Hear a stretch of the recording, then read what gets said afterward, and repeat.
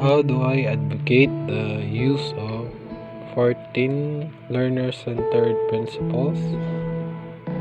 Throughout its history, psychologists have provided vital information for the design of schooling based on the theory and research on human learning, development, and motivation. Research in psychology relevant to education has been particularly informative during the past decades.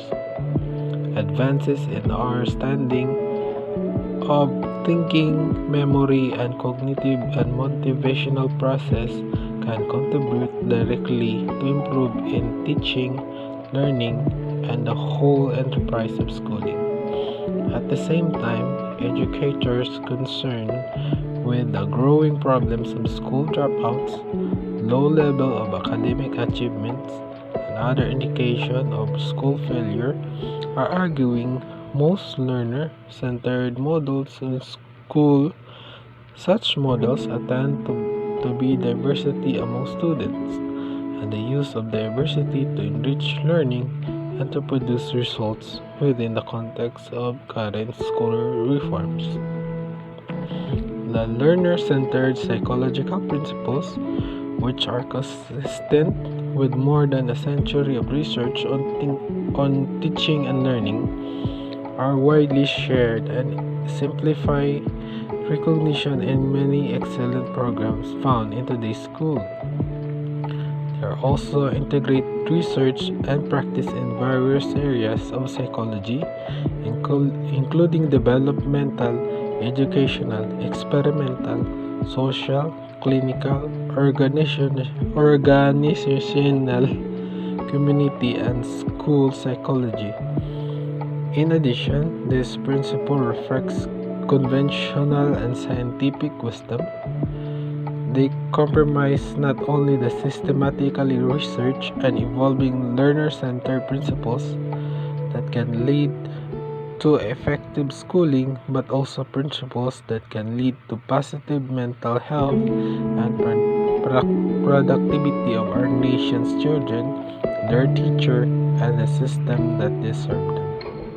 14 learner-centered psychological principles pertains to all learners and the learning process. They are the best understood as an organized set of principles. Thus, as a future educator, I need to practice these learner-centered psychological principles within myself. In this way, I can be able to use and apply it in a field where I might be. This principle also emphasizes the active and reflective nature of learning and learners.